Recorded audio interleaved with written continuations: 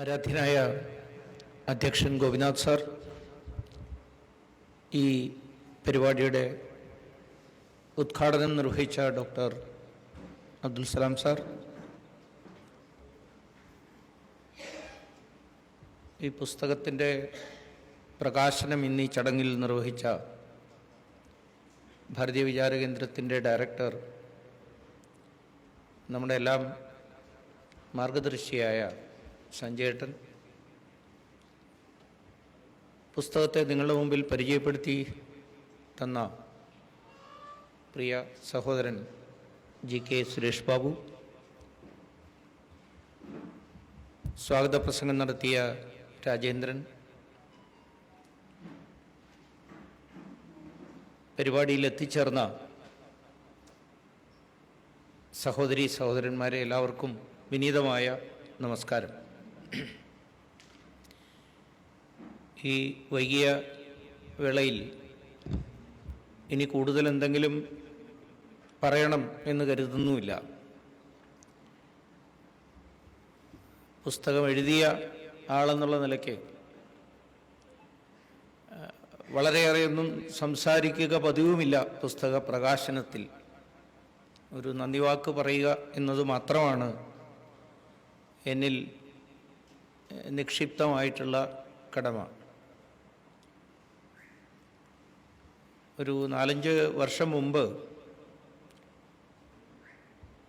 കൊളച്ചൽ യുദ്ധ വിജയ സ്മരണയിൽ ഒരു പരിപാടി നടത്തണം എന്ന് തിരുവനന്തപുരത്തെ ചില പ്രവർത്തകന്മാരൊക്കെ തീരുമാനിക്കുകയും അതനുസരിച്ച് ചില തയ്യാറെടുപ്പുകളൊക്കെ നടക്കുകയും ചെയ്തു. അതോടനുബന്ധിച്ച് ഒരല്പം കൂടുതൽ പഠനം, നമ്മൾ കേട്ട് അറിവുള്ള കാര്യങ്ങൾ, വായിച്ചറിവുള്ള ചില കാര്യങ്ങൾക്ക് അപ്പുറത്തേക്കും ചിലതുണ്ടല്ലോ. ആ സമയത്ത് അതിനെക്കുറിച്ച് ചില ആധികാരിക രേഖകൾ സംഘടിപ്പിക്കുക എന്ന ഉദ്ദേശത്തോടു കൂടി നെതർലാൻഡ്സിൽ, അതായത് ഡച്ചിൽ, ഔദ്യോഗിക ജീവിതം നയിച്ചുകൊണ്ടിരുന്ന ഒരു മഹാത്മാവിനെ ഞാൻ ബന്ധപ്പെട്ടു. അവിടുത്തെ ആർക്കൈവ്സിൽ നിന്ന് എന്തെങ്കിലും രേഖകൾ കിട്ടുമോ എന്ന് അറിയാൻ വേണ്ടിയിട്ടായിരുന്നു. ആ മഹാത്മാവ്, ഞാൻ പേരൊന്നും പറയുന്നില്ല, വലിയ പണ്ഡിതനാണ്. വളരെയേറെ സ്വാഭാവികമായിട്ട് ഉന്നത വിദ്യാഭ്യാസ യോഗ്യതയില്ലാത്ത ആൾക്ക് അത്തരം ഉയർന്ന പദവി വഹിക്കുക സാധ്യമല്ലല്ലോ. ചില സംഭാഷണങ്ങളിലൊക്കെ അല്പം ദേശീയത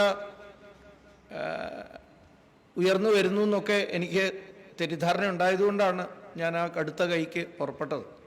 അദ്ദേഹത്തെ ഫോൺ ചെയ്ത് ചോദിച്ചു, ഇങ്ങനെ അവിടെ എന്തെങ്കിലും കിട്ടാനുണ്ടോ? സാധാരണ പാശ്ചാത്യരുടെ ഒരു കാര്യം, അവർ രേഖകൾ സൂക്ഷിക്കുന്ന കാര്യത്തിൽ ബൗദ്ധികമായ സത്യസന്ധത അവർക്കുണ്ട്.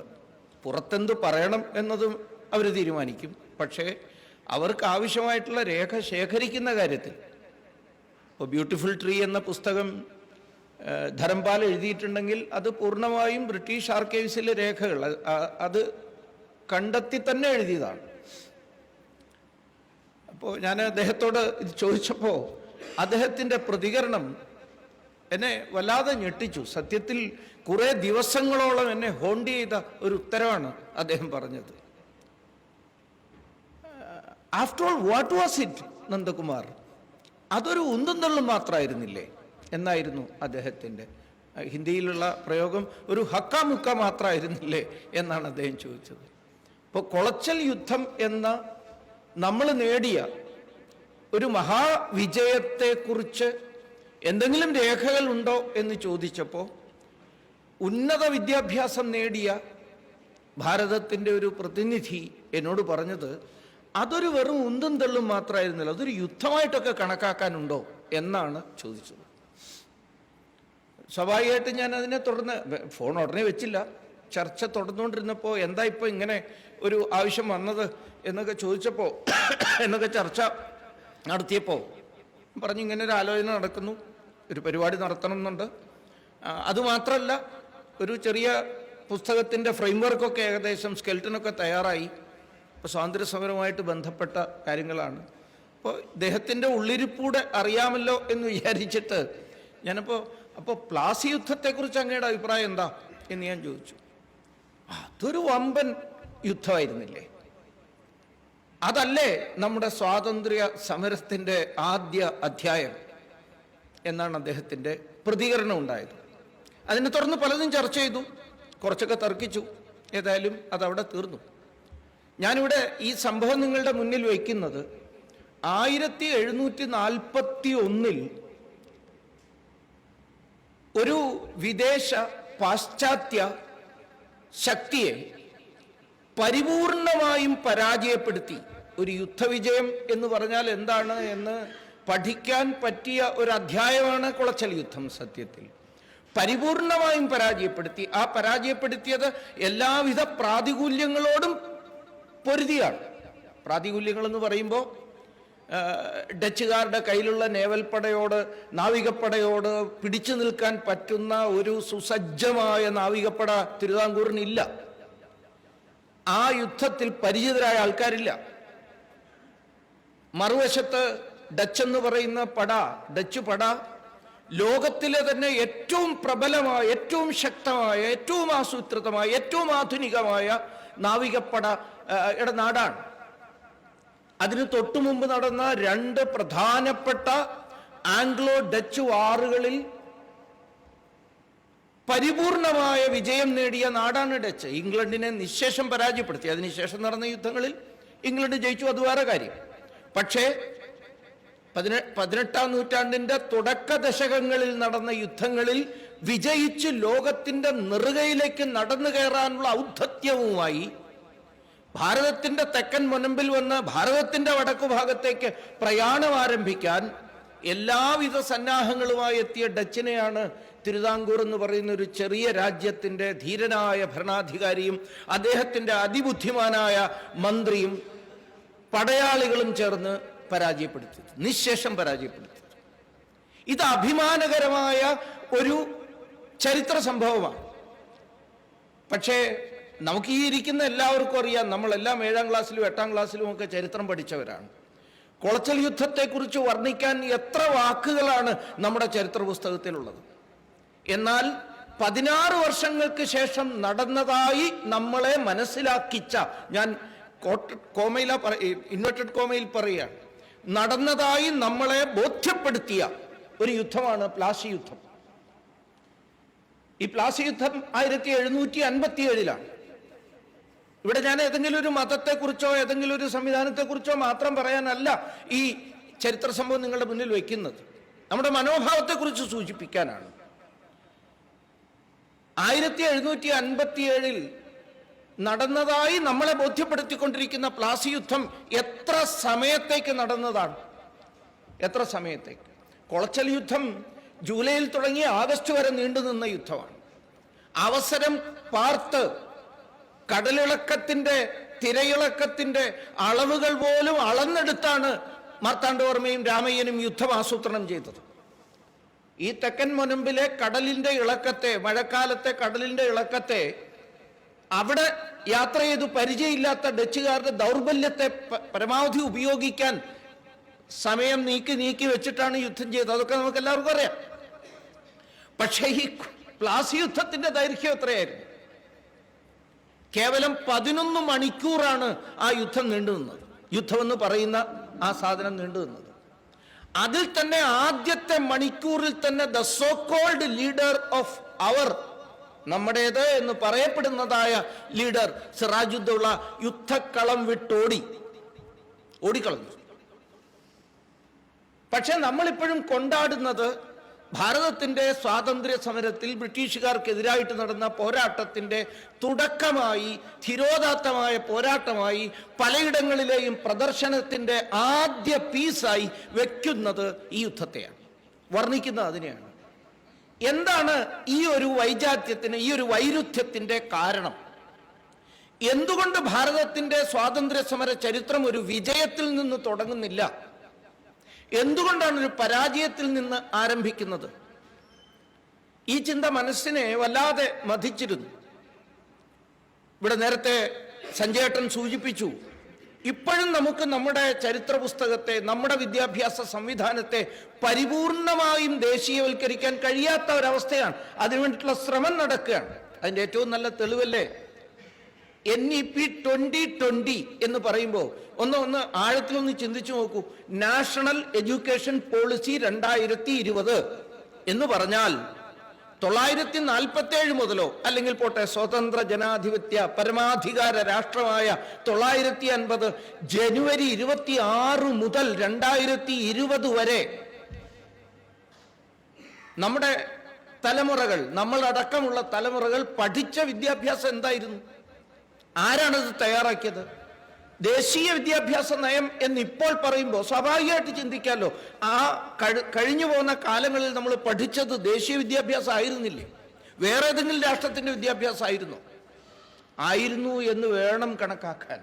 കാരണം സ്വത്വത്തെ വിദ്യാഭ്യാസ മേഖലയിൽ ആവിഷ്കരിക്കാൻ പൂർണ്ണമായും കഴിഞ്ഞിട്ടില്ല.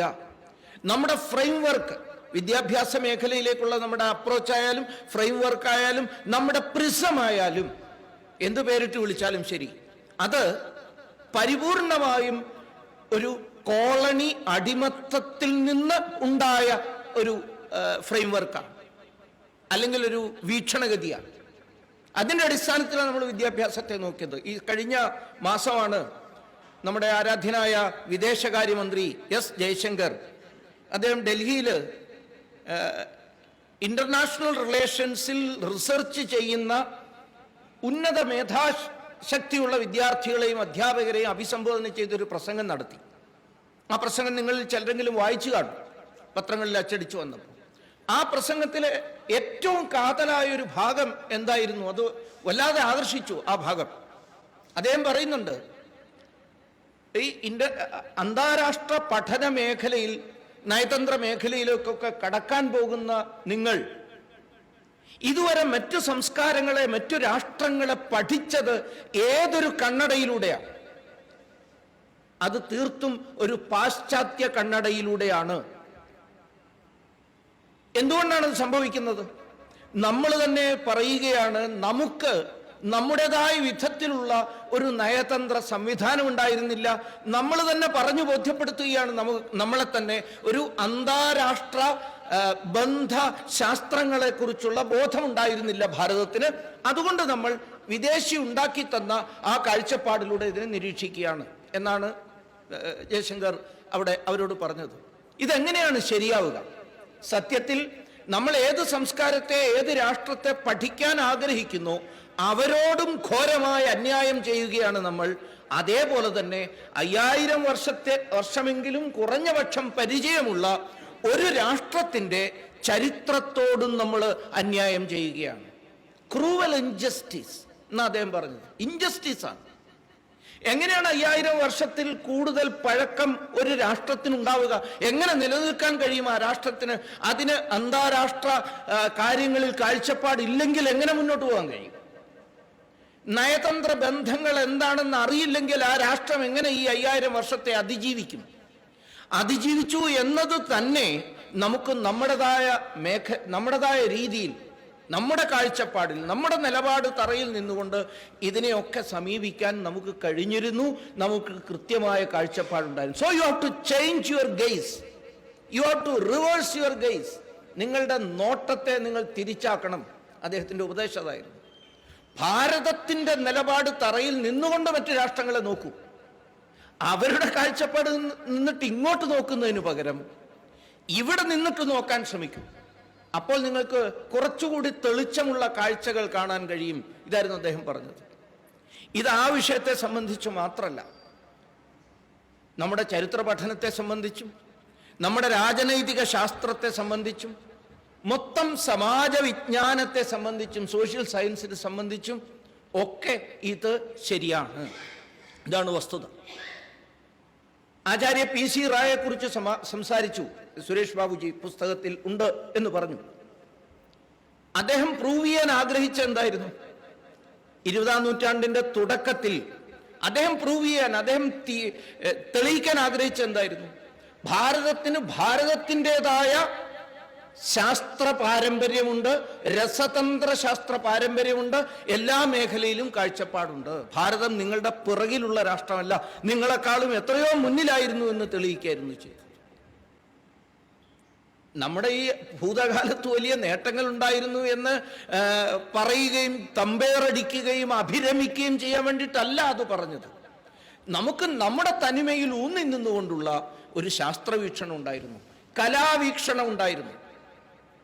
കലയെക്കുറിച്ചുള്ള നമ്മുടെ കാഴ്ചപ്പാട് വളരെ ഉദാത്തമാണ്. അരവിന്ദ മഹർഷി ഫൗണ്ടേഷൻസ് ഓഫ് ഇന്ത്യൻ കൾച്ചറിലൊക്കെ അതിനെക്കുറിച്ച് 2-3 ചാപ്റ്ററുകൾ തന്നെ എഴുതിയിരിക്കുകയാണ് ഇന്ത്യൻ ആർട്ട് എന്നുള്ളതിനെ കുറിച്ച്. ഭാരതത്തിൻ്റെ ഒരു കലാസങ്കല്പമുണ്ട്. ആ കലാസങ്കല്പം പാശ്ചാത്യരുടേതല്ല, പാശ്ചാത്യരുടെ സങ്കല്പത്തിൽ നിന്ന് വ്യത്യസ്തമാണ്. സാ കല യാ വിമുക്തയെ എന്ന് നമ്മുടെ ആചാര്യന്മാർ പറയുമ്പോൾ, ഭരതമുനി നാട്യശാസ്ത്രത്തിൽ കല വെറും മോദത്തിനു വേണ്ടി മാത്രമല്ല ബോധത്തിനു വേണ്ടി കൂടിയുള്ളതാണ് എന്ന് പറയുമ്പോൾ, കലയുടെ ആത്യന്തികമായ ലക്ഷ്യത്തിൽ ആധ്യാത്മികമായ ഉന്നയനം കൂടി ഉൾപ്പെടുന്നു എന്ന് സിദ്ധാന്തിച്ചപ്പോൾ അത് പാശ്ചാത്യന്റെ കലാദർശനമല്ല.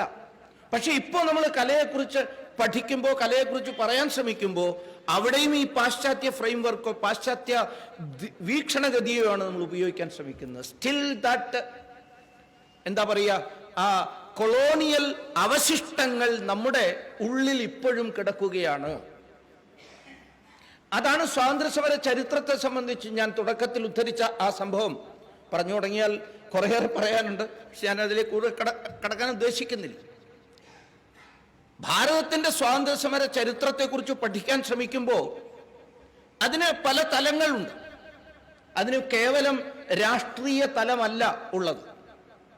മഹർഷി അരവിന്ദൻ എവേക്കനിങ് ഇന്ത്യൻ സോൾസ് എന്ന് പറയുന്ന ഭാരതീയ ആത്മാക്കളെ ഉണർത്തുക എന്ന ലക്ഷ്യത്തോടെ നടത്തിയൊരു പ്രഭാഷണമുണ്ട്. ആ തലക്കെട്ടിൽ തന്നെ അതൊരു ലഘുപുസ്തകമായി വന്നിട്ടുമുണ്ട്. നമുക്കത് ഗൂഗിൾ പരതിയാൽ കിട്ടുകയും ചെയ്യും. ഞാൻ വായിച്ചിട്ടുള്ളതിൽ വെച്ച് ഈ സ്വാതന്ത്ര്യ സമരത്തെ ഇത്രയും ഭംഗിയായി ശാസ്ത്രശുദ്ധമായി നിർവചിച്ച മറ്റൊരു പണ്ഡിതനില്ല, മറ്റൊരു ദാർശനികനില്ല ഭാരതത്തിൽ. അദ്ദേഹം അതിൽ കൃത്യമായി പറയുകയാണ്, our task is not mechanical or artificial. നമ്മുടെ ലക്ഷ്യം സ്വാതന്ത്ര്യ സമരം എന്ന ലക്ഷ്യം, അതായത് ആ പരിപാടിയിൽ സംബന്ധിക്കുന്നവരൊക്കെ സ്വാതന്ത്ര്യ സമരവുമായി ബന്ധപ്പെട്ടവരാണ്. അതുകൊണ്ടാണ് അവർ ടാസ്ക് എന്ന് പറഞ്ഞ് അദ്ദേഹം തുടങ്ങുന്നത്. Our task is not mere mechanical or artificial, it is moral and spiritual. ഭാരതത്തിന്റെ സ്വാതന്ത്ര്യ സമരം അത് ആധ്യാത്മികമാണ്, ധാർമ്മികമാണ് എന്ന് കൃത്യമായി നിർവചിച്ച മഹാത്മാവാണ് അരവിന്ദ മഹർഷി. അതിനുശേഷം അദ്ദേഹം പറയുന്നുണ്ട്, സത്യത്തിൽ ഈ പുസ്തകത്തിന്റെ പ്രാരംഭത്തിൽ തന്നെ അരവിന്ദനെ നമിച്ചുകൊണ്ട് അരവിന്ദ മഹർഷി പറഞ്ഞ ആ വാക്കുകളെ ഉദ്ധരിച്ചുകൊണ്ടാണ് ഇതിന്റെ മുന്നോട്ടുള്ള പോക്ക് തന്നെ. അതിൽ അദ്ദേഹം പറയുന്നു, ഞാൻ പലപ്പോഴും പല പരിപാടികളിലും ആവർത്തിച്ചിട്ടുള്ളതാണ്, അദ്ദേഹത്തിന് അടുത്ത തെരഞ്ഞെടുപ്പിൽ മത്സരിക്കേണ്ടാത്തത് കൊണ്ട് അദ്ദേഹം വാക്കുകളെ ഒരിക്കലും മിൻസ് ചെയ്യില്ല, വാക്കുകളെ ഒരിക്കലും വല്ലാതെ നേർമപ്പെടുത്തി ഉപയോഗിക്കില്ല, മൃദുവാക്കില്ല. വളരെ ശക്തമായ ഭാഷയിൽ തന്നെ പറയുകയാണ്, ഭാരതത്തിന്റെ the very content of our nation that is Sanatana Dharma. ആ സനാതന ധർമ്മ അത് എല്ലാ മേഖലകളിലും ആവിഷ്കരിക്കുന്നതിനാണ് നമ്മൾ സ്വാതന്ത്ര്യ സമരം നടത്തുന്നത്. നമ്മുടെ സ്വാതന്ത്ര്യം എന്ന സങ്കല്പം അത് രാഷ്ട്രീയം മാത്രമല്ല. രാഷ്ട്രീയമുണ്ട്, ഇല്ലാന്നല്ല, ഭരണതലത്തിൽ മാറ്റം വരണം. പക്ഷെ ഭരണതലത്തിൽ മാത്രം മാറ്റം വന്നതുകൊണ്ട് സ്വാതന്ത്ര്യം പൂർണ്ണമാവില്ല. സ്വാതന്ത്ര്യം പൂർണ്ണമാകണമെങ്കിൽ ഈ content, the very content, the identity, the selfhood, whatever it may, ഈ സ്വത്വം അത് ഭാരതത്തിന്റെ എല്ലാ ജീവമാനമായ മേഖലയിലും ആവിഷ്കരിക്കാൻ കഴിയണം. In education, in agriculture, in industry, in theater, in art, and of course in politics also. ഇതാണ് അദ്ദേഹം ഉപയോഗിക്കുന്ന വാക്ക്. വിദ്യാഭ്യാസ മേഖലയിൽ, കൃഷിയുടെ മേഖലയിൽ. ഇപ്പൊ ബ്രിട്ടീഷ് കൊളോണിയൽ വാഴ്ചക്കാലത്ത് നമ്മുടെ കൃഷി പദ്ധതി പോലും എത്ര കണ്ട് മാറ്റപ്പെട്ടു. കൃഷിയുടെ സംവിധാനങ്ങളെ മാറ്റപ്പെട്ടു. പരമ്പരാഗത കൃഷിക്കാരെ തകർക്കാൻ വേണ്ടി എത്ര പുതിയ നിയമങ്ങൾ കൊണ്ടുവന്നു. നമ്മുടെ കലയെ തകർക്കാൻ, ഞാൻ നേരത്തെ പറഞ്ഞ കലയെ തകർക്കാൻ എത്ര നിയമങ്ങൾ കൊണ്ടുവന്നു. തിയേറ്റർ ആക്ട് ഒക്കെ കൊണ്ടുവന്നിട്ടാണ് മോഹിനിയാട്ടം അടക്കം നിരോധിച്ചത്. ഇവിടെ കേരളത്തിന്റെ തനത് കലയായ മോഹിനിയാട്ടം ബ്രിട്ടീഷുകാരൻ നിരോധിച്ചിട്ടുണ്ട്. എന്താണ് കാരണം? അവന്റെ ആ പഴയ അല്ലെങ്കിൽ അവൻ വിചാരിക്കുന്നു അവനാണ് ഏറ്റവും സദാചാരബോധമുള്ളതെന്ന്. ഒരു വിക്ടോറിയൻ സദാചാരബോധമുണ്ട് ഇംഗ്ലീഷുകാരന്, പാശ്ചാത്യന്. ആ വിക്ടോറിയൻ മൊറാലിറ്റിയുടെ അടിസ്ഥാനത്തിൽ മോഹിനിയാട്ടം കളിക്കുമ്പോൾ മുഖത്ത് വരുന്ന ഭാവ വ്യത്യാസങ്ങൾ, ഭാവങ്ങൾ, ആ മുദ്രകളിലൊക്കെ, ക്ഷമിക്കണം, അവർ പറഞ്ഞതാണ് ഞാൻ പറയുന്നത്, ലൈംഗിക ചേഷ്ടകൾ ഉള്ളതിനാൽ സമൂഹത്തെ ഇമ്മോറലാക്കും മോഹിനിയാട്ടം. മോഹിനിയാട്ടത്തെ മാത്രമല്ല, ഭാരതത്തിന്റെ എല്ലാ ക്ലാസിക് കലകളുടെ നേരെയും അവർ ആക്രമണം അഴിച്ചു വിട്ടു, നിരോധിച്ചു. മോഹിനിയാട്ടത്തിന്റെ പുനഃസ്ഥാപനത്തിന് വേണ്ടി ഏറ്റവും പരിശ്രമിച്ച മഹാനുഭാവൻ ആരായിരുന്നു? വള്ളത്തോൾ നാരായണ മേനോനായിരുന്നു, മഹാനായ കവി വള്ളത്തോൾ. അദ്ദേഹത്തിന്റെ പരിശ്രമമുണ്ട്. ആ പ്രദേശങ്ങളിലൊക്കെ നിരന്തരമായി ജനങ്ങളുടെ ഉള്ളിൽ നിന്ന് കലാകാരന്മാരെ സംഘടിപ്പിച്ചുകൊണ്ട് ആവശ്യങ്ങൾ സർക്കാരിനെ അറിയിച്ച് അവസാനം നിയമ ഭേദഗതി നടത്തേണ്ടി വന്നു. ഇത് തന്നെ സംഭവിച്ചു മണിപ്പൂരി നൃത്തത്തിനെതിരായിട്ട്. എല്ലാ നൃത്തകലകൾക്കും ഭാരതീയ കലകൾക്കെതിരായിട്ട് അവർ ഇത്തരം പരിശ്രമങ്ങൾ നടത്തി. മണിപ്പൂരി നൃത്തത്തെ പുനരാവിഷ്കരിക്കുന്നതിന് ഇവിടെ വള്ളത്തോളിന്റെ പരിശ്രമം പോലെ മറ്റൊരു മഹാകവി ഗുരുദേവ് രവീന്ദ്രനാഥ് ടാഗോറാണ് മണിപ്പൂരി നൃത്തത്തെ സംരക്ഷിച്ചത്. അദ്ദേഹം വിശ്വഭാരതിയിൽ അതൊരു ഫാക്കൽറ്റിയാക്കി മാറ്റി. പിന്നെന്ത് ചെയ്യാൻ പറ്റും? അവിടെ പഠിപ്പിക്കാൻ തുടങ്ങി.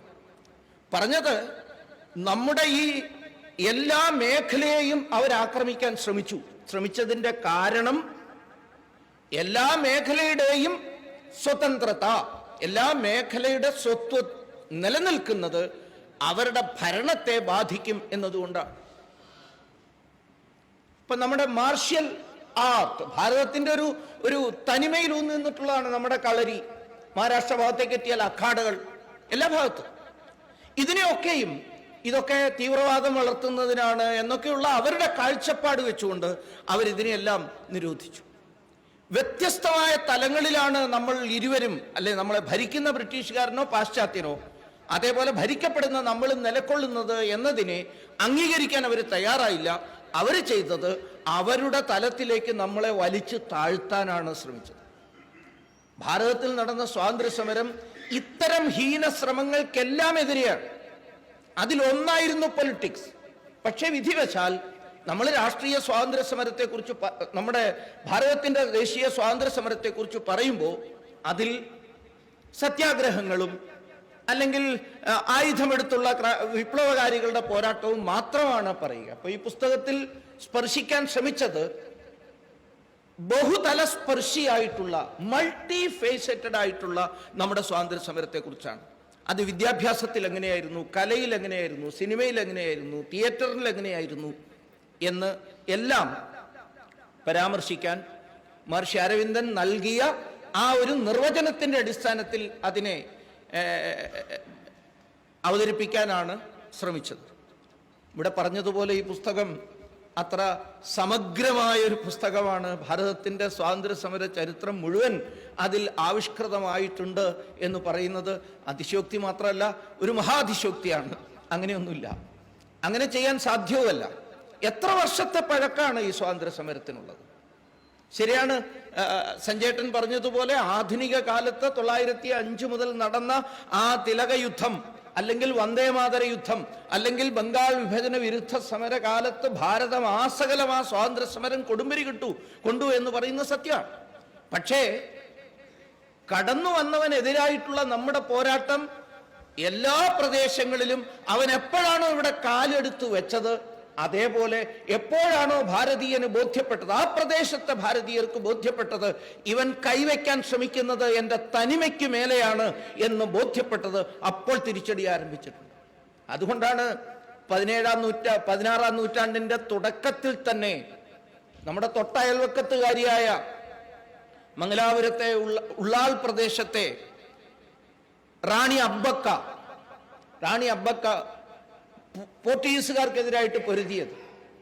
ആ പോരാട്ടം ഭാരതത്തിന്റെ സ്വത്വത്തെ, തനിമയെ, നാടിനെ രക്ഷിക്കാൻ വേണ്ടിയിട്ടുള്ളതാണ് എന്ന് ബോധ്യപ്പെട്ടത് കൊണ്ടാണ് കോഴിക്കോടുകാരനായ സാമൂതിരി നാവികപ്പടയെ അയച്ചു കൊടുത്തിട്ട് റാണി അബ്ബക്കയെ സഹായിച്ചത്. നമ്മുടെ ഏത് ചരിത്ര പുസ്തകത്തിലാണ് നമ്മളിത് പഠിച്ചിരിക്കുന്നത്? ഈ റാണി അബ്ബക്കയുടെ ചരിത്രം വായിക്കുമ്പോൾ അവരെയാണ് ആ പ്രദേശത്ത് നാടൻ പാട്ടുകളിൽ അഭയറാണി ആയി വാഴ്ത്തപ്പെടുന്നത്. അഭയറാണി.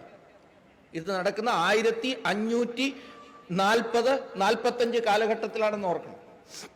നമ്മൾ സ്വാതന്ത്ര്യ സമരത്തിന്റെ ചരിത്രം പരിശോധിക്കുമ്പോൾ ഉടനെ പറയുക 857 ഒന്നാം സ്വാതന്ത്ര്യ സമരം അന്ന് മുതലാണ് തുടങ്ങിയെന്ന് പറയും. ചിലർ പറയും പ്ലാസി യുദ്ധം മുതലാണ് തുടങ്ങിയെന്ന് പറയും. അതിനൊക്കെ എത്രയോ മുമ്പേ തുടങ്ങിക്കഴിഞ്ഞു നമ്മുടെ നാട്ടിൽ പോരാട്ടം. ഞാനിവിടെ അബ്ബക്കയുടെ കഥ പറയാൻ, ചരിത്രം പറയാൻ ഒരു കാരണം കൂടിയുണ്ട്. അബ്ബക്കയുടെ ഭർത്താവ് പോർച്ചുഗീസുകാരോടൊപ്പം ചേർന്നിരുന്നു. പൈസയുടെ മോഹത്തിൽ, പണത്തിന്റെ മോഹത്തിൽ ആയിരിക്കാം, അല്ലെങ്കിൽ ഭയം കൊണ്ടായിരിക്കാം. പക്ഷെ റാണി അബ്ബക്ക അദ്ദേഹത്തോടൊപ്പം പോയില്ല. സൈന്യത്തെ പുനഃസംഘടിപ്പിച്ച് സൈന്യത്തിന് നേതൃത്വം കൊടുത്തുകൊണ്ട് പോർച്ചുഗീസുകാർക്കെതിരായിട്ടുള്ള യുദ്ധം നടത്തി പലവട്ടം. ഇപ്പൊ മംഗളൂരു പോർട്ടൊക്കെ കീഴടക്കാൻ വേണ്ടിയിട്ട് പോർച്ചുഗീസുകാർ പല ഉരു ശ്രമിച്ചിട്ടും സാധിക്കാതെ വന്നത് അബ്ബക്കയുടെ ധീരമായ പോരാട്ടമാണ്.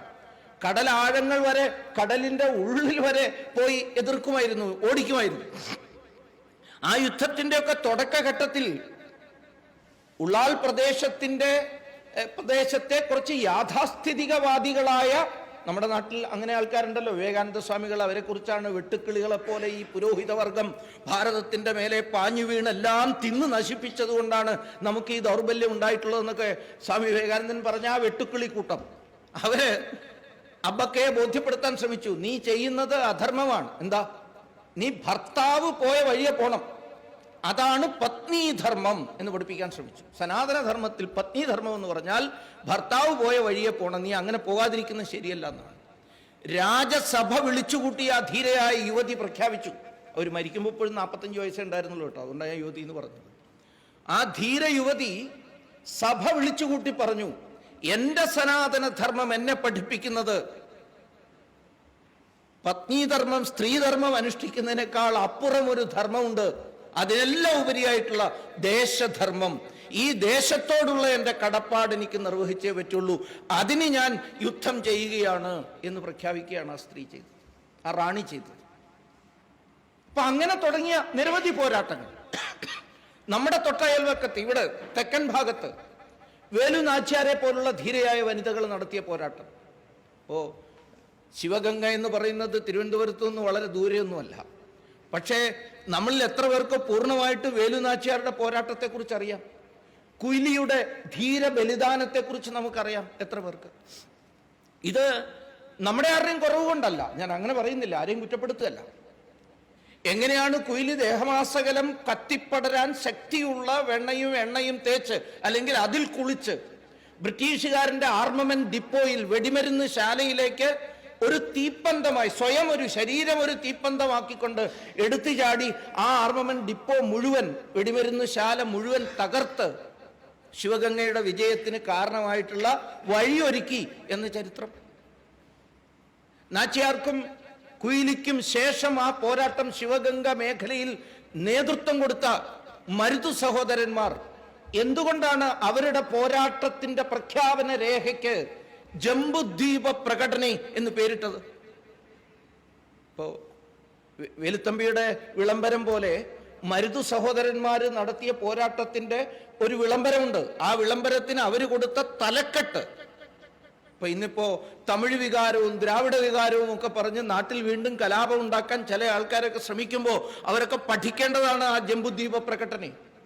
ജംബുദ്വീപേ ഭാരതഖണ്ഡേ ഭാരതവർഷേ കാവേരി നദി തീരെ എന്നൊക്കെ പറഞ്ഞ് നമ്മൾ സങ്കല്പം ചെയ്യും പൂജ ചെയ്യുന്നതിന് മുമ്പ്, ഏതെങ്കിലും പൂജ ചെയ്യുന്നതിന് മുമ്പ്.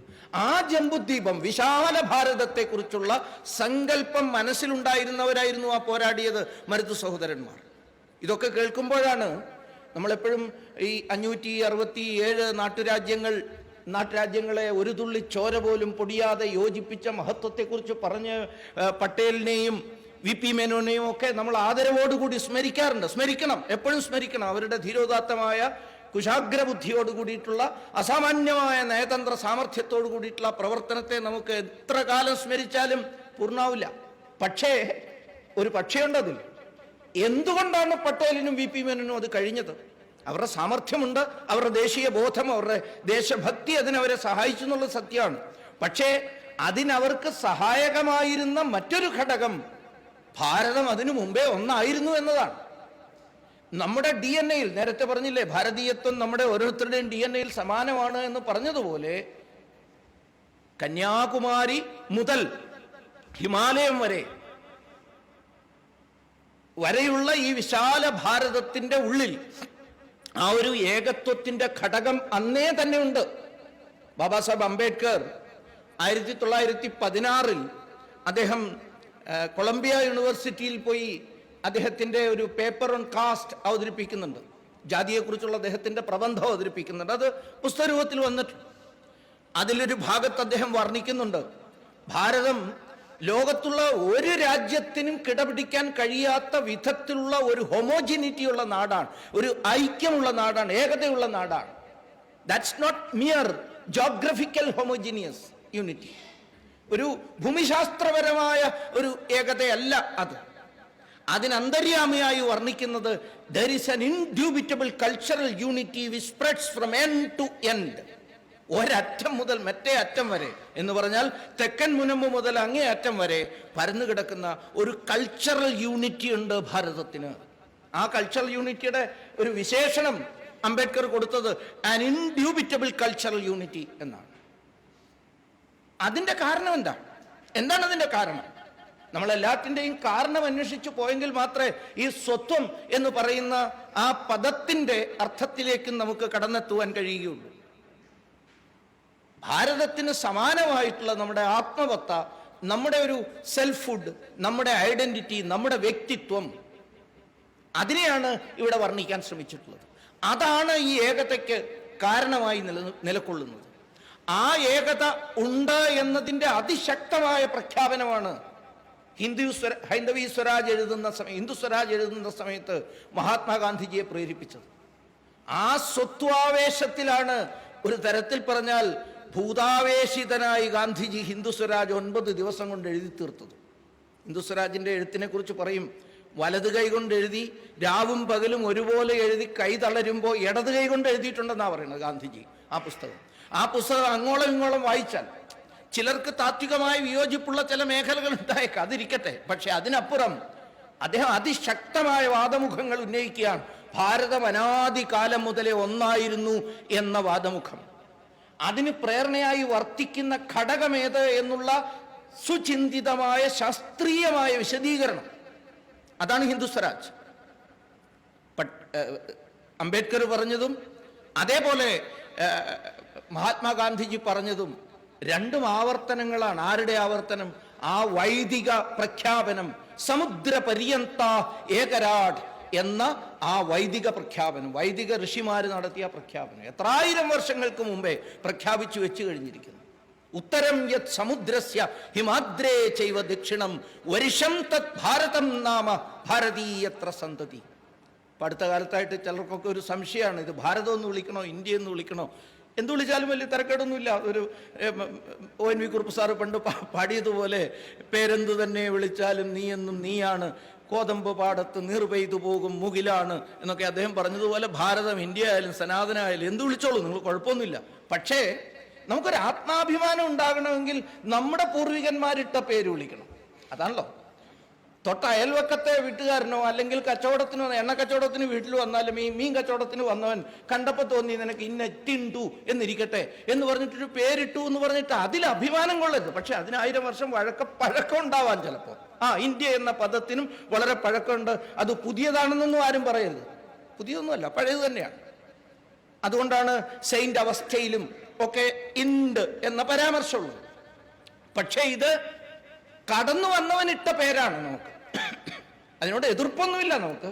പക്ഷേ ഇവിടെ ഞാൻ പറഞ്ഞ ഭാരതം എന്ന ആ പ്രയോഗമില്ലേ, അംബേദ്കർ പറഞ്ഞ ഇൻഡ്യൂബിറ്റബിൾ യൂണിറ്റി ആരെ കുറിച്ചാണ് പറഞ്ഞത്? ഭാരതത്തിന്റെ യൂണിറ്റിയെ കുറിച്ചാണ്.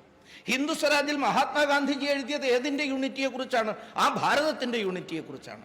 അവരാവർത്തിക്കുകയാണ്, അവരുടെ വാക്കുകളിലൂടെ പ്രതിധ്വനിക്കുകയാണ് ചെയ്തത്.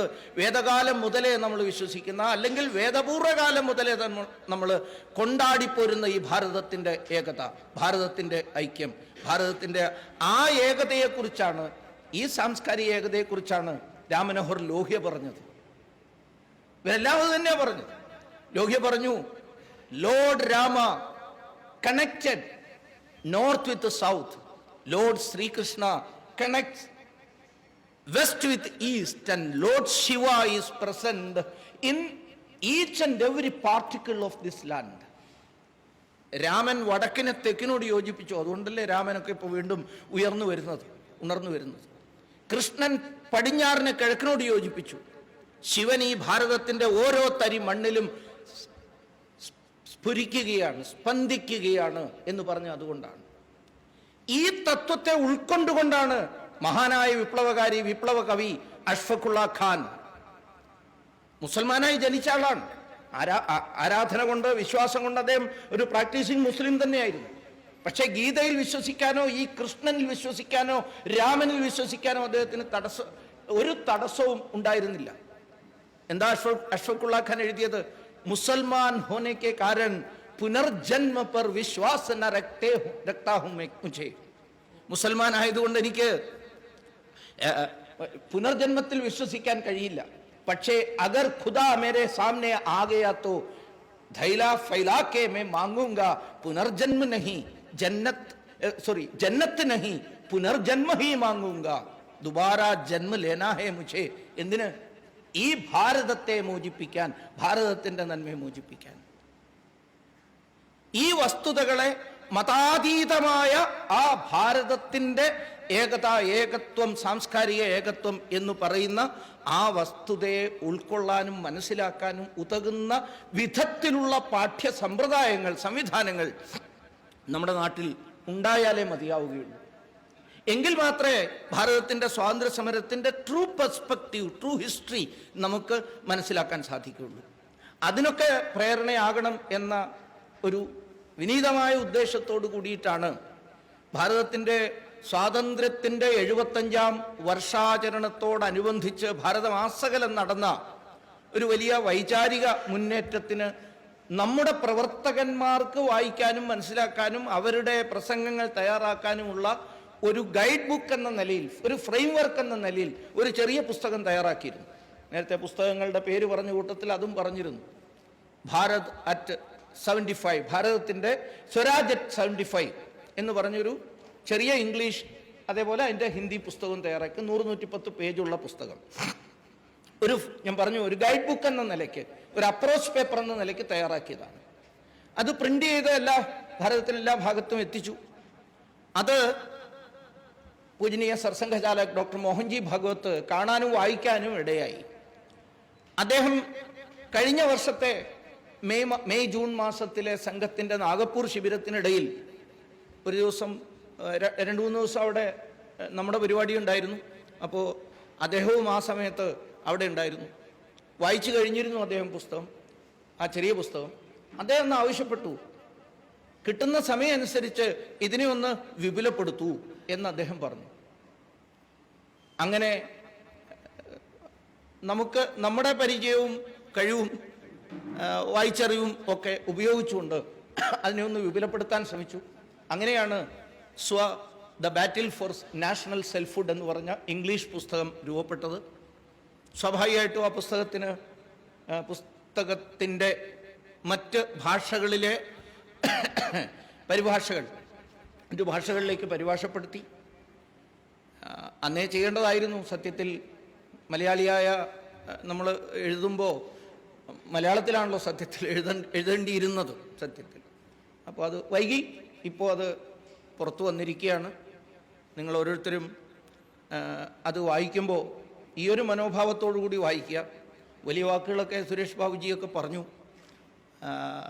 അത് എന്താണ്, ഗോപി സാറും ഇത് റിസർച്ചുകളുടെ ഒരു സമാഹാരമാണെന്നൊക്കെ, അങ്ങനെയൊക്കെ പറയത്തക്ക വിധത്തിലുള്ള ഉയർച്ചയൊന്നും ആ പുസ്തകത്തിനുള്ളതായി ചെറുപ്പം മുതലേ പുസ്തകങ്ങൾ വായിക്കുന്ന ഒരാളെന്ന നിലയിൽ ഞാൻ പറയുകയാണ്, നിഷ്പക്ഷമായി നിന്നുകൊണ്ട് പറയുകയാണ്. പക്ഷേ ഈ പുസ്തകം വിദ്യാർത്ഥികൾക്ക്, ഗവേഷണ വിദ്യാർത്ഥികൾക്ക് ഒരു പ്രേരണയാകാൻ വേണ്ടി ഉതകുമെങ്കിൽ ഈ പരിശ്രമം സാർത്ഥകമായി എന്ന് കണക്കാക്കാൻ പറ്റും.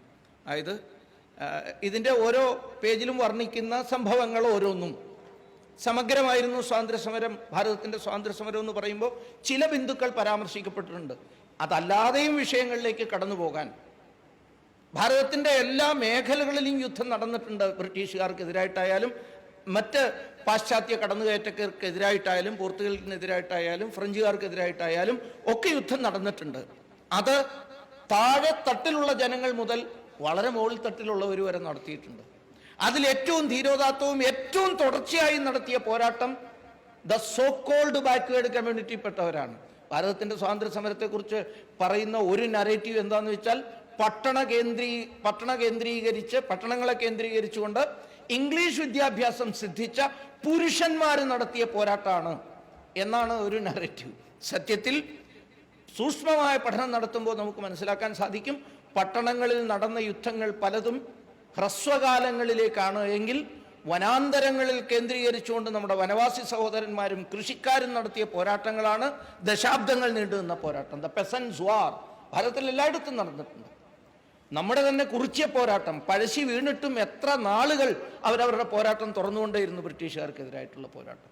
സോ ആ വസ്തുത. അതേപോലെ ഞാനിവിടെ ഉദാഹരണം നിങ്ങളുടെ മുമ്പിൽ വെച്ചത് മുഴുവൻ സ്ത്രീകളായ നമ്മുടെ സ്വാതന്ത്ര്യ സമര നേതാക്കന്മാരെ കുറിച്ചാണ്. ബ്രിട്ടീഷ് ഉൾപ്പെടെയുള്ള പാശ്ചാത്യ നാടുകൾ, ഇത് മതവിരുദ്ധമാണെന്ന് കണക്കാക്കരുത് ആരും, പക്ഷെ ഒരു പരാമർശം നടത്താതിരിക്കാൻ നിവർത്തിയില്ല. ബ്രിട്ടീഷുകാരുൾപ്പെടെയുള്ള പാശ്ചാത്യ ക്രൈസ്തവ രാഷ്ട്രങ്ങളിൽ സ്ത്രീ മനുഷ്യജീവിയാണോ എന്ന് ചർച്ച നടത്തിക്കൊണ്ടിരുന്ന കാലത്താണ് റാണി അബ്ബക്കയും വേലുനാച്ചിയാരും റാണി ചന്നമ്മയും ഒക്കെ പുരുഷന്മാരുടെ സേനയെ നയിച്ച് ഈ വിദേശികളോട് പൊരുത്തിക്കൊണ്ടിരുന്നത്. പിന്നെയും പതിറ്റാണ്ടുകൾ കഴിഞ്ഞ് വീണ്ടും ചർച്ച നടന്നു, പുരുഷന്മാരോടൊപ്പം സീറ്റ് കൊടുക്കത്തക്ക വിധത്തിലുള്ള യോഗ്യതയുണ്ടോ സാമാന്യ സ്ത്രീകൾക്ക്? പാശ്ചാത്യരുടെ നാടുകളിൽ ചർച്ച നടക്കുകയായിരുന്നു. കുറച്ചു കഴിഞ്ഞപ്പോൾ അവർ പറഞ്ഞു, ചില ആൾക്കാരൊക്കെ വാദഗതികൾ ഉന്നയിച്ചു ചില ചർച്ചകളിലൊക്കെ. അതായത് ജീസസ് ക്രൈസ്റ്റിൻ്റെ അമ്മയും ഒരു സ്ത്രീ ആയിരുന്നില്ലേ, അപ്പോൾ ആത്മാവില്ല എന്ന് പറയുന്നത് ശരിയാണോ എന്ന് ചോദിച്ചപ്പോൾ പിന്നെ ഒരു തീർപ്പ് കൽപ്പിച്ചു, 50% ആത്മാവ് കൊടുക്കാം. അപ്പോഴും പൂർണ്ണമായ ആത്മാവിന് അർഹരല്ല സ്ത്രീകളെന്ന് പറയുമ്പോഴാണ് ഇവിടെ ഇത് നടന്നത്. ഇത് വെറുതെ പറയുന്നതല്ല. ഭാരതത്തിന് 1947 ആഗസ്റ്റ് 14-നും 15-നും ഇടയിലുള്ള അർദ്ധരാത്രിയിൽ സ്വാതന്ത്ര്യം കിട്ടിയ അന്ന് ഒരു സ്ത്രീക്കും പോരടിക്കേണ്ടി വന്നിട്ടില്ല, ഭാരതത്തിൻ്റെ ജനാധിപത്യ സംവിധാനത്തിൽ വോട്ടവകാശം ഞങ്ങൾക്കും കിട്ടണം എന്നിവിടെ ഒരു യുദ്ധവും നടന്നിട്ടില്ല. കോൺസ്റ്റിറ്റ്യൂഷൻ ഉണ്ടാക്കുന്നതിൽ അടക്കം സ്ത്രീകൾ ഉണ്ടായിരുന്നു, അതിൽ പങ്കാളികളായിരുന്നു. കേരളക്കാരിയായ ദാക്ഷായണി വേലായുധൻ, പിന്നോക്കക്കാരിയായ ജാതി പറയുകയാണെങ്കിൽ, ജാതി പറയണമല്ലോ ഇന്നത്തെ കാലത്ത്, അതാണല്ലോ പൊളിറ്റിക്കലി കറക്റ്റ്. പൊളിറ്റിക്കൽ ജാതി പറയാതെ ഹിന്ദു എന്ന് പറഞ്ഞാൽ പൊളിറ്റിക്കലി ഇൻകറക്റ്റാണ്, എന്നാൽ നായരെന്നോ ഈഴവെന്നൊക്കെ പറഞ്ഞാൽ അത് പൊളിറ്റിക്കലി വളരെ കറക്റ്റാണ്. കേരളത്തിൽ ഹരിതാഭയുണ്ട് എന്ന് പറഞ്ഞാൽ അതൊരു പിന്തിരിപ്പൻ പൊളിറ്റിക്കലി ഇൻകറക്റ്റ് സ്റ്റേറ്റ്മെന്റ് ആയതുകൊണ്ട് ശ്രീകുമാരൻ തമ്പിയുടെ കവിത കേരള ഗാനമായി ഉൾപ്പെടുത്താൻ പറ്റില്ല. ഹരിത എന്നുള്ളത് വേറെ എന്തെങ്കിലുമൊക്കെ പറഞ്ഞാൽ, വേറെ എന്തെങ്കിലുമൊക്കെയാണ് പറയുന്നതെങ്കിൽ പൊളിറ്റിക്കലി കൂടുതൽ കറക്റ്റായിട്ടുള്ള സ്റ്റേറ്റ്മെന്റ്സ് നടത്തണം എന്നാണ്. ഞാനിപ്പോൾ അതിൻ്റെ കേരള ഗാനത്തിൻ്റെ പിന്നുള്ള ചർച്ച കേട്ടപ്പോൾ അമ്പരന്ന് പോയി. ബോധേശ്വരൻ എഴുതിയ ഗാനം ഉണ്ട് അവിടെ ഓൾറെഡി. ആ ബോധേശ്വരൻ്റെ ഗാനത്തെയൊക്കെ തള്ളിക്കളഞ്ഞു, കാരണം അതൊക്കെ പിന്തിരിപ്പത്താണ്. ഇരിക്കട്ടെ. ഏതായാലും ഭാരതത്തിലെ സ്ത്രീകൾ ഒരു ഘട്ടത്തിലും പിന്നാക്കം നിന്നിട്ടേയില്ല, പിന്നാക്കം പോകേണ്ട ആവശ്യവും വന്നിട്ടില്ല. നിങ്ങൾ ചിലരെങ്കിലും ഓർക്കുന്നുണ്ടാവും, ഇംഗ്ലണ്ടിൻ്റെ തെരുവീഥികളിലൂടെ സ്ത്രീകൾ ഉത്സാഹത്തോടുകൂടി അവർക്ക് വോട്ടവകാശം കിട്ടിയതിൻ്റെ 100-ാം വർഷം ആഘോഷിച്ചു. 100-ാം വർഷം ആഘോഷിച്ചുകൊണ്ട് ഉത്സാഹത്തോടെ നടന്നിരുന്നു. ആ സ്ഥാനത്താണ് ഭാരതത്തിൽ കടന്നു വന്ന ആക്രമണകാരികൾക്കെതിരെ ധീരോദാത്തമായ പോരാട്ടം നടത്തിയത് മുൻപന്തിയിൽ നിന്ന് നടത്തിയ സ്ത്രീകളായിരുന്നു. അവരിൽ തന്നെ ദ സോ കോൾഡ് പിന്നാക്കക്കാരായിരുന്നു. അവരും വനങ്ങളിലും പിന്നാക്ക പ്രദേശങ്ങളിലുള്ളവരായിരുന്നു. ഇത്തരം വശങ്ങളെക്കുറിച്ചൊക്കെ കൂടുതൽ ആഴത്തിൽ പഠിക്കാനും മനസ്സിലാക്കാനും ഇവിടേക്ക് കടന്നു വന്ന ഈ വിദേശികൾ എന്തിനാണ് വന്നത്? നമ്മുടെ ഒരു സങ്കല്പം എന്താ? കച്ചവടത്തിന് വന്നതാണ്, കച്ചവടത്തിന് വേണ്ടി വന്നതാണ്. അക്കരെ ദൂരത്ത് എവിടുന്നോ പത്തേമാരികൾ പാഞ്ഞെത്തി എന്നൊക്കെയാണ്. പത്തേമാരി എന്തിനാ വന്നത്? കച്ചവടം നടത്താൻ വേണ്ടിയിട്ടാണ് വന്നത്. കച്ചവടം നടത്താനാണോ ഇവർ സത്യത്തിൽ വന്നത്? ഇപ്പോഴും നമ്മുടെയൊക്കെ പ്രസംഗങ്ങളിൽ അറിഞ്ഞോ അറിയാതെയോ പറയാറുണ്ട്, കച്ചവടത്തിന് വന്നവർ നമ്മുടെ ഉടമകളായി മാറി എന്ന് പറയാറുണ്ട്. ഏത് കച്ചവടം നടത്താനാണ് അവർ വന്നത്? സൂക്ഷ്മമായിട്ട് പഠിക്കുക. അപ്പോഴാണ് നമുക്ക് മനസ്സിലാക്കാൻ സാധിക്കുന്നത് പോർട്ടുഗീസുകാർ ഇവിടേക്ക് വന്നത് ഒരു പ്ലാൻ ഇല്ലാതൊന്നുമല്ല. ടോർഡിസിലസ് എന്ന് പറയുന്ന സ്പെയിനിലെ നഗരത്തിൽ വെച്ച് നടന്ന കുപ്രസിദ്ധമായ ടോർഡിസിലസ് ട്രീറ്റിക്കനുസൃതമായി പുതുതായി കണ്ടെത്തപ്പെടുന്ന ലോകരാഷ്ട്രങ്ങളുടെ അധികാരം കിഴക്കുള്ളത് മുഴുവൻ പോർത്തുഗലിനും പടിഞ്ഞാറുള്ളത് മറ്റൊരു ക്രൈസ്തവ സാമ്രാജ്യമായ സ്പെയിനും പങ്കുവെച്ചു കൊടുത്തു. As if it was the pops hereditary property. ഈ ഭൂമി മുഴുവൻ പോപ്പിന്റെ ഒരു പരമ്പരാഗത സ്വത്താണ് എന്ന മട്ടിൽ ഭൂമിയെ വേർതിരിച്ചു കൊടുത്തു. എന്നിട്ടാണ് പോർട്ടുഗീസുകാരെത്തി. അദ്ദേഹത്തിന്റെ നല്ല ഉദ്ദേശമായിരുന്നു, കാരണം ഇവർ തമ്മിൽ അടിയുണ്ടാകാൻ തുടങ്ങി. അവരും കിഴക്കോട്ടും പടിഞ്ഞാറോട്ടും പോയാൽ ഒരിക്കലും കണ്ടുമുട്ടില്ലല്ലോ. ഇത് പരന്നാണല്ലോ കിടക്കുന്നത്, ഭൂമി എന്ന് പറയുന്നത് പരന്ന് കിടക്കാണല്ലോ. അപ്പോൾ ഒരു കൂട്ടർ കിഴക്കോട്ട് പോവുക, ഒരു കൂട്ടർ പടിഞ്ഞാറോട്ട് പോയാൽ ഒരിക്കലും കണ്ടുമുട്ടുന്ന പ്രശ്നമില്ല. പുതിയ പുതിയ നേച്ചിൽ പുറങ്ങൾ കീഴടക്കി അവർ പൊയ്ക്കോളും എന്നാണ് പാവം ധരിച്ചത്. പക്ഷേ 2.5 വർഷത്തിനുള്ളിൽ അവർ തമ്മിൽ കണ്ടുമുട്ടി വീണ്ടും യുദ്ധം ഉണ്ടായി. അത് വേറെ ചരിത്രം. കൃത്യമായ ഉദ്ദേശത്തോടു കൂടിയിട്ടാണ് വന്നത്. നമ്മളെന്തിനാ ഭയക്കുന്നത്? സത്യം പറയാൻ ചരിത്രത്തിൽ നിങ്ങൾ ഭയം കൊണ്ടോ ആരെങ്കിലും പ്രീണിപ്പിക്കാനോ സത്യം പറയാതിരുന്നാൽ അതിലും വലിയൊരു അനീതി വളർന്നു വരുന്ന തലമുറയോട് ചെയ്യാനില്ല. അത് സത്യമായിട്ട് മനസ്സിലാക്കട്ടെ കാര്യങ്ങൾ. എന്തുകൊണ്ട് പാടില്ല?